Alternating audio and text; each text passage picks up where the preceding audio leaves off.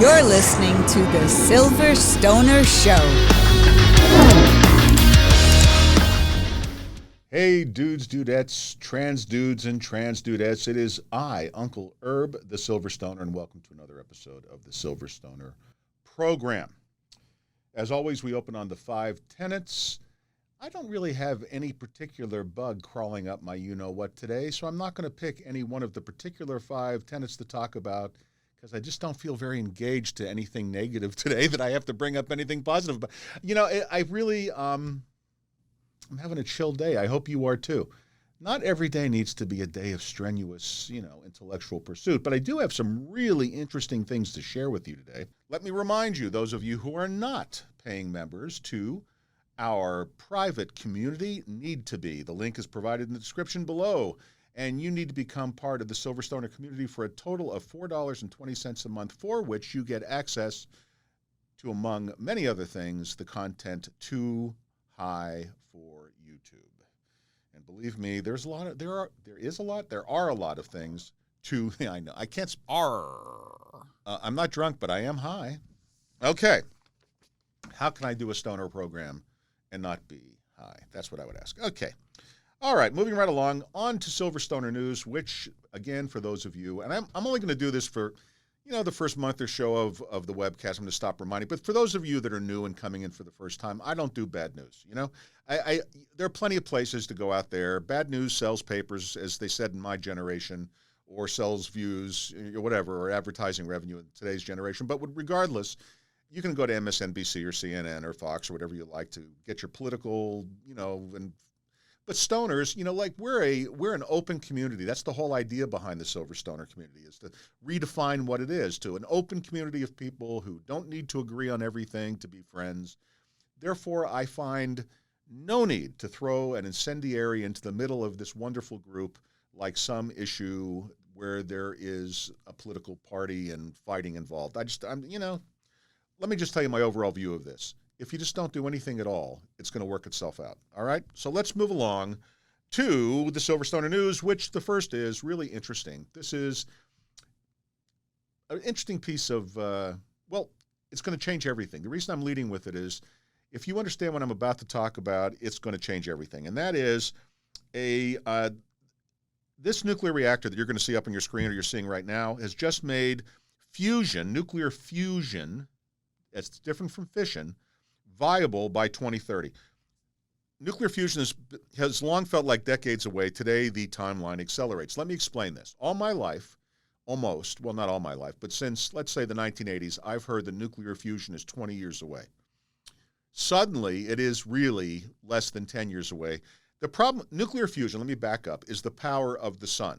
So where nuclear fission, the atomic bomb, or the hydrogen bomb, whatever you want to call it, nuclear weapons, are about atoms breaking apart, fusion does exactly the opposite. So by doing exactly the opposite, it produces an enormous amount of energy with no toxic byproduct. The byproduct of nuclear fusion is a piece of inert rock that you could toss around in your front yard. That's it. That's all that's left. But the problem with it is, since it is the power of the sun, it gets just as hot as the sun. But this particular reactor, which is not really huge, it's made by a company called TAE. They've nicknamed it Norman after a scientist named Norman Rostoker. I don't know who he is, but he's one of the founders of TAE, evidently. The reactor is 80 feet long, 22 feet wide, and weighs 60,000 pounds, which is teensy tiny. I mean, if you've ever driven by a nuclear fission power plant, you know that would barely occupy one of the containment towers. I mean, it wouldn't even. It's teeny. So it's able to contain the million degree plus heat. We're talking millions of degrees. That's how hot nuclear fusion gets. But they've tamed it. So let me just translate this into what this means to us. We're going to have, in the next 10 years, unlimited clean energy, which means the climate will be saved. And technology will save it, which all along was going to be the solution. Since all these politicians yelling and screaming, we're never going to come up with a climate change solution. Obviously, technology was going to have to do it, and it was going to have to come to from the private sector, because regardless of your politics, you cannot disagree with this statement. The government fucks up everything it touches. So the nice thing about this is no government, no fuck up, and we're going to have nuclear fusion, and the world is going to be a better place for it. And isn't that a great piece of news? How do you feel about it? It is great, man. Well, It's and I great. don't know if people, it's so, when I did this story, when you start talking about things like, infrastructure, right, electricity and things, it's so, boring. But this is not boring, guys. This is huge.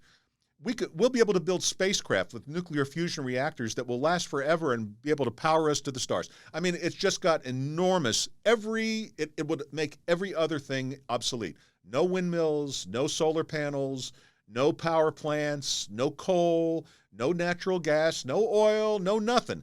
Nuclear fusion is absolutely clean and absolutely unlimited, just like the sun in the sky. Massless, I'm still on the subject of energy, but I'm changing the subject to something you'll get right away.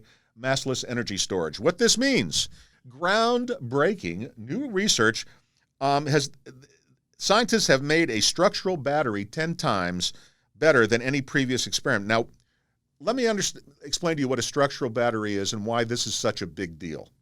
Those of you out there who have bought or are considering buying an electric vehicle, whether it's a Tesla or it's the new Ford Mach-E Mustang or it's any one of the new Lucid cars coming out. There's a truck coming out too, isn't Oh, it? yeah.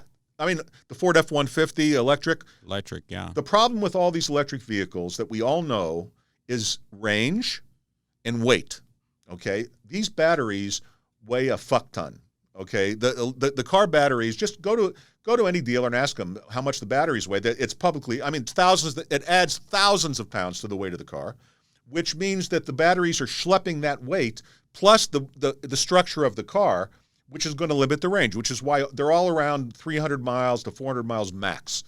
Well, what if you could make a battery that could become part of the structure of the vehicle itself? So you wouldn't have to build the vehicle to support the weight of the batteries, but you can instead build the vehicle from the batteries.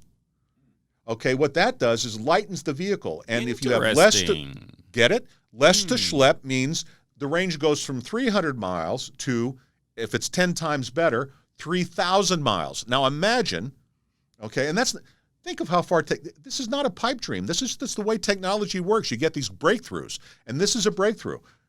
Imagine you would charge your car in your garage, and then for the next 3,000 miles, for the average person, about the next 3 months, you wouldn't charge it again. Like an oil change. Exactly. Then you could charge your car. It would cost a fraction of filling it up. You could drive it all over the place. You could go to other towns, take road trips, and never worry about it.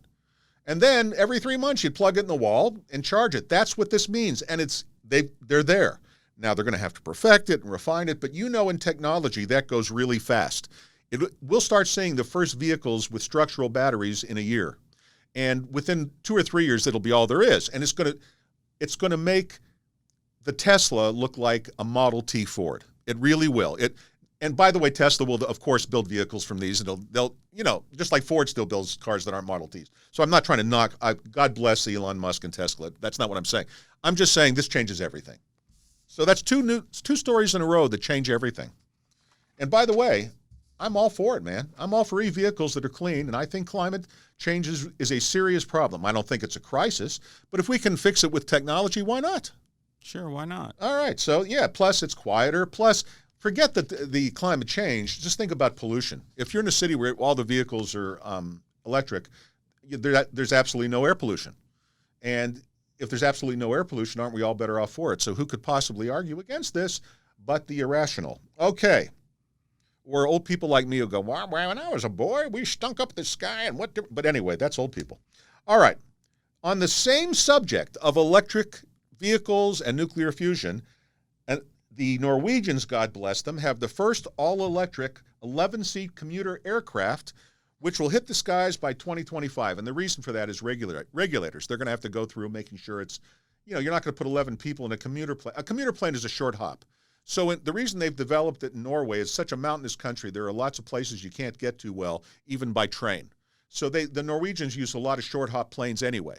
So they've developed this electric plane that'll take you up. It takes 11 people. It's a commuter. But, the first step is the commuter. The next step is the 747 size thing. Right? It's just a matter of time. And it didn't look like weird. No, it's not. And it's not a weird looking thing. It just looks like every other plane you'd see, but the engines are slightly smaller. Sure. Now, I don't know where they're hiding the batteries, but something like a structural battery could change that too, because the plane won't have. By the way, guys, I'm a licensed pilot with an instrument rating and have been since I was 17 years old. This is something that is a passionate issue of mine. And the more weight you have to schlep, whether it's an engine or a battery, the less people and cargo you're going to have to carry. So if you can have structural batteries and you can meld that technology with this kind of airplane, you've got the best of both worlds. I like it. Yeah, listen, I don't understand the argument against it, really. I mean, there's going to be a transition period, but the world as we know it is going to change radically. And notice this is all coming from private sources. It's never the government. Because, again, the government fucks up everything it touches, including weed legalization. I mean, the truth is, guys, this is a teeny digression. Legalization, to my mind, means it's legal. No regulations, no limits on how much you can have, just like if you're buying beer. You can buy 50 12-packs if that makes you happy. Why is there any restriction on how much weed you can buy? Okay, I'm going to leave that there. But that's just how the government fucks up everything. All right. How many times have I said fuck today, Tech Master E? More than 5. All right. Well, I'll try to, I'm going to try to use fudge, but, it'll end up being fuck. All right. We're off electronics. Smartphone tech for fabric. Get this. Okay. You know how all those television shows where in the future everyone's they're trying to come up with the fashions of aliens? I think this is finally it. They're making fabric that doubles as your smart screen. So you can literally wear what you're viewing. And it's real. It's already out. They're going to have some versions of this already out for Christmas. And it just makes me think of what Captain Kirk would have looked like instead of in those funky shorts with the little funky boots. If he had, well, you could wear your screen on your arm now. Right, you can wear it on your arm. You can look here. Oh, look what's going on. I mean, I really don't understand how it's really going to work. To be honest with you, I don't really know. Maybe you can put it in the inside of your shirt and go, wow. You can watch, inside porn. Imagine this, wearable porn. You go down do you see it? And you go, wow. No? Okay. Sorry. No, because you'd be in the dark. I live my life in the dark, Tech Master E. Okay? That's not. Anyway, moving right along. I just happen to love that story. It has, again, I love technology. I'm a techno geek. I think part of that is because I'm a pilot, and pilots I'm one of those first adopter types. If there's some new gadget, I'm like the first guy that wants to run out and grab it and play with it and do stuff with it. I'm that guy too. Yeah, I mean, and so I bring this up because I think most stoners are gamers and technology people, right? Yeah. And I mean, there's a lot of tech in the toys, too, not toys, but the tools. Oh, absolutely. By the way, the Silver Stoner, and it's not ready yet. I'm just going to tease this. Is it okay if I tease this? Absolutely. We're going to have a contest of sorts tied to our private community giving away a PS5. Okay? And it won't cost any more to enter. It'll just be, we're setting it up right now. You'll join our private community for $4.20 a month. Big deal. Okay? And you have now a chance to win approximately somewhere between $700 and $1,000, depending on the day. It's a giveaway. It's a big. We're going to give away a PS5, a great system, because we know that stoners love gaming. Is this story too good to be true? I saw this story, and this appealed to my secret dream of how I'd like to live. Okay, those of you who aren't familiar, Tuscany is the region of Italy around Florence, basically. Okay, Florence is the capital of Tuscany, and there's a village in Tuscany, and it's my favorite part of Italy because the food is phenomenal and the wine is phenomenal, and they eat a lot of red meat, and I'm a red meat kind of guy, and I don't care who knows it, okay? I don't care if it's ostrich or beef, but I like red meat, okay? Or even tuna, for that matter. So, having said all of those things, there's a village called Santa Fiora, which means Saint Flower. I don't know what her really name was, but there you go. Is nestled in the Monte Amiata Nature Reserve and is close to the wonderful Val di Orcia Valley, the wine heaven of the Montepulciano, and the spectacular city of Siena. Okay, I'm reading this, but believe me when I tell you, this area is breathtaking. We'll have this picture up, right? With the pictures up. Today, the population is barely 2,500 people, so the mayor, a guy named Federico Ballocci, believes that if he can lure you to go work there, the village will give you 200 euros, which will offset 50% of your rent. Rent is cheap. It's only about 400 euros for a nice place in that town.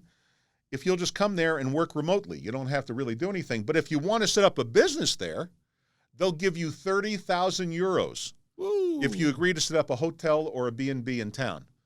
So if you're, maybe an older couple or I don't know, you've got to be a childless couple, maybe a gay couple, something like that, and you want to go live your dreams in Italy, and you want to get 30,000 euro to set up your B&B that you've always talked about setting up, now's your chance. Now's your chance.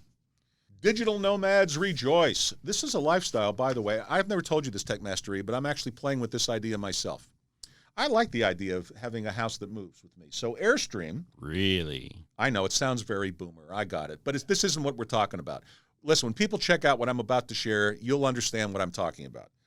Airstream, okay, in response to COVID, really, has come out with a model called the Flying Cloud 30FB, which means front bedroom, office. So it's $107,500 retail. You can expect to pay 20% less than that. That's pretty typical discount for a top-of-the-line RV. So you'll pay around $80-something thousand for this thing. Okay, it's 6,800 pounds, so you can't tow it with a Prius. You're going to have a half-ton pickup or something similar to that. It features a double bedroom, bathroom with shower, 3 closets, seating and dining area, kitchenette. But the most important part of this, and the way I dig it, is they've built in a mobile home office. Okay, and it's the whole technology thing, and they've built in a signal booster so you can have fast upload speed and all kinds of cool technology into this thing. And it's a work of art. It's a magnificent thing. If you guys have an Airstream dealer near you, and if they have one of these, you should go take a look. By the way, we have no commercial relationship with Airstream. And there are other RVs, God knows, and there are other, you can do this in any RV, but I love the dedicated, it isn't, one of these things where you have to do a hack to make it work. It's a dedicated space designed for it. And the thing about Airstreams is, unlike any other RV, they hold their value pretty well. So you're not going to make money on it, but you're not going to get crushed either. So that's, neither, because Airstreams look the same. They've looked the same since my childhood. But you know where I got the bug? Did you ever see the movie The Accountant? Tech Master? My Tech Master wandered off, and I think I've seen it. Oh, there you are. Yeah. Mm-hmm. Well, you saw his RV with the his Airstream with the painting on the ceiling and all that kind of stuff. Yeah, absolutely. Okay, that's what I'm talking about. It's ritzy. It's except without the the gun locker in the back. But anyway, I don't know. Just appeals to me. It's kind of a minimalist approach to the way business ought to be, and a minimalist approach to the way life ought to be lived. And I think that it's an enjoyable lifestyle. Here's a story that's going to come as no surprise to any woman out there, period. This is Woo! When I saw this, I just had to share it because I knew that every woman, including both of my daughters, would say this about every man, including me, they've ever met, which is men's testicles have a lot in common with their brains, okay? Believe it or not, these two organs, testicles and brains or whatever they are, okay, have more than 13,000 proteins in common compared to other tissues. They're your testicles and your brains have more in common than anything else in your body. What a surprise. Surprise! It's ruined my life more than once. I like to say I marry housekeepers. We get divorced, they keep the house. Anyway. Now I'm ending the news and almost the webcast today by this last story, which I've saved for last, because not only is it for real, I checked it out, it's wonderful. For those of you living in California, Los Angeles, like my youngest son, and by the way, he's not going to try to get this job, so it's still open for you, or you're willing to relocate to Los Angeles, although I have a feeling in the city of 14 million people, they're going to find somebody. Okay, the company EMJAY, so I want you to be able to look this up. EMJAY, okay, is a weed company and had a very good 2020, and they have created the position similar to wine tasting in that there are so many new products being released so frequently, they want someone to experience it to sell it for customers. We have been trying these new products. This is a quote from the founder. We've been trying these products. We have to see what's good and what we think people will like. We have to write reviews about these things. It can be an amazing summer internship at a company. The job will pay $15 an hour, and you'll have up to 16 hours a week. Applicants must include a one-page writing sample or a video shorter than 4 minutes and 20 seconds detailing why they are perfect for the role. Eric? This is the California movement right now. I got to tell you, guys, I say it again, $15 an hour to work for a summer sampling weed. Okay? MJ is the company. I'll say it again, EMJAY. The link is in the story. Go to the description of today's webcast. This is for real. if I were younger, well, a fucking shitload younger, I would give it a shot. But, I can't, so you should. And I promise that my son Julian won't try to beat you to it, although I've already tipped him off. He might have already told somebody, but we'll give it a shot. I just think that if I were a kid, I'd already be at MJ's office in person. I wouldn't wait around I wouldn't trust electronics as much as I love it. I would show up and beg. Can I have your baby? I mean, what a great, anyway. Get paid. I love that. Let's move along to our final segment before the close, which is my regular segment of the Silver Stoner's fucking great advice. Obviously, I don't have to tell you that I am a boomer. Every gray hair on my head has come at the price of fucking something up. Now, good decisions come from experience, but experience comes from bad decisions. I have made a full head and beard worth of gray hair bad decisions, and as a result, you as a younger person, millennial, Gen X, Gen Z, whatever you are out there, Gen whatever, by the time anyone sees this or that or the other, here's what I'm telling you. You can disregard older people or you can learn a lesson, because why do you have to repeat the same mistakes all over and over again?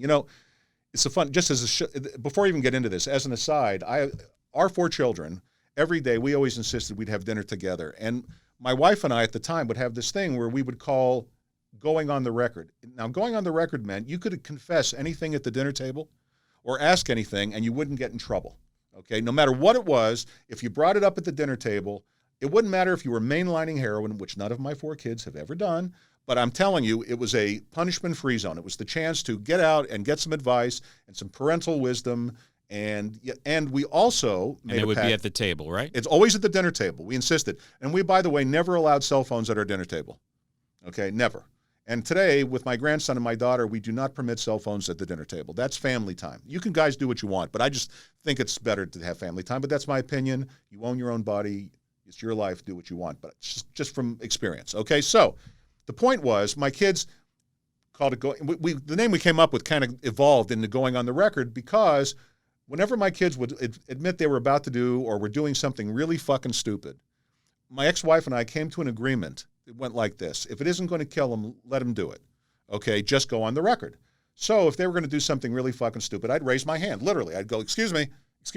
I would just like to go on the record that what you're about to do is going to end up in a disaster. But you do it won't kill you, okay? I'm just warning you now. So over the years, my children learned that if I or their mother ever said something was going to be a disaster, there was nearly a 100% chance we were right. And the reason for that is everywhere, and my kids once asked me, how come you guys are always right? It's not because we're brilliant, old people. It's because everywhere you're about to go, we've already been. And hindsight is 20/20. And if you really need to experience all the fucking mistakes that gave me this gray hair, then turn off the webcast right now. You're done. You don't have to hear this kind of advice. You can just write it off as boomer bullshit. But if you are a maturing adult with a brain on your head and between 2 good shoulders, listen up. What I'm about to tell you is for real. And so today's advice, take it or leave it, just going on the record here, guys, do what you want, is when someone shows you who they really are, the trick is to believe it. And this sounds easy, but it's really difficult. I'm going to use it in context of dating, okay? Imagine that you're going out with somebody else, and, at first, when we first start dating, we're always on our party manners. Would you agree with that, Tech Master E? Yeah. Always on our party manners. So no one, not you or they, are showing each other who you really are. It takes a long time, at least if you're a normal human being and not a chronic overshare. By the way, slight digression, nothing worse than standing in the checkout line of a Trader Joe's and being engaged in conversation by a chronic oversharer. You say something polite like, how are you today? Well, my daughter left with this bum, and then my husband left me for someone else. And, they go into the whole duck. I don't want to hear it, really. How are you was just a pleasantry, okay? Anyway. I think it was like, is the sun up today? Yeah, I mean, hello, how are you? The proper response is fine, how are you? That's it. No one really wants to know. Not really. Okay, but when you're dating someone, and I'm using this as the example of when someone shows you who they really are, believe it, but this can apply to business, this can apply to people you hire, this can apply to people you work for, this can apply to friends. One day they're going to slip, and they're going to do something that's going to seem completely out of character. Okay, I promise you. This is not a man or a woman thing.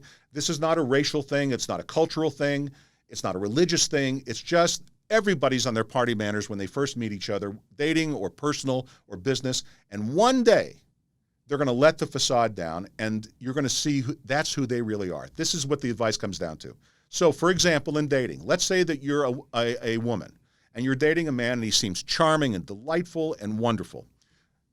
Remember this, and this is a second piece of advice built onto this. Charm is always a lie. When you meet people that are charming, that is a facade 100% of the time.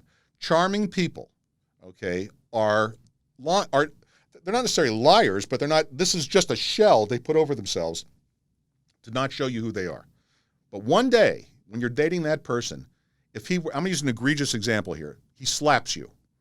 That's the guy. Now he'll crawl on his belly and he'll tell you how this is the one and only time he's ever done this, and he'll cry and he'll tell you he's sorry and I didn't mean it and blah blah blah. You know, the whole I had a bad day and I shouldn't drink and I'll never, whatever their fucking excuses.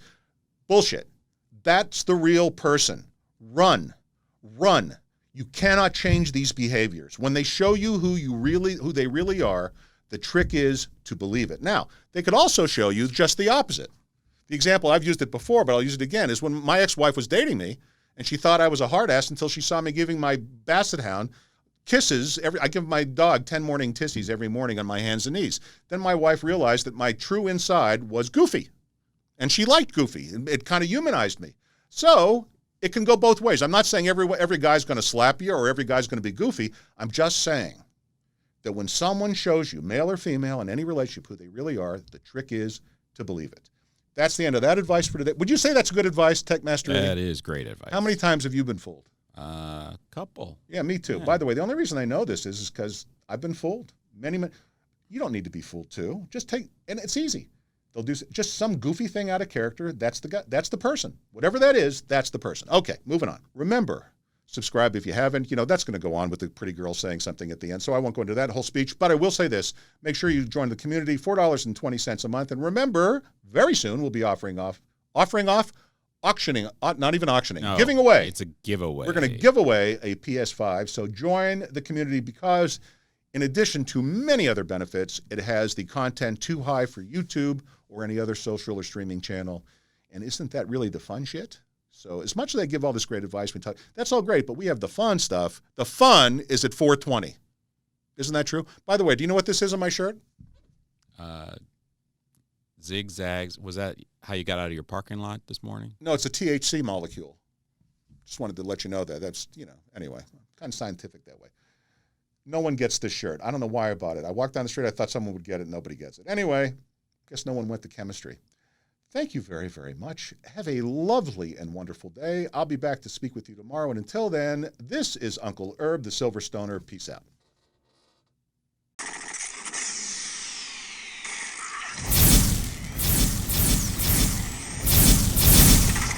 You're listening to The Silver Stoner Show.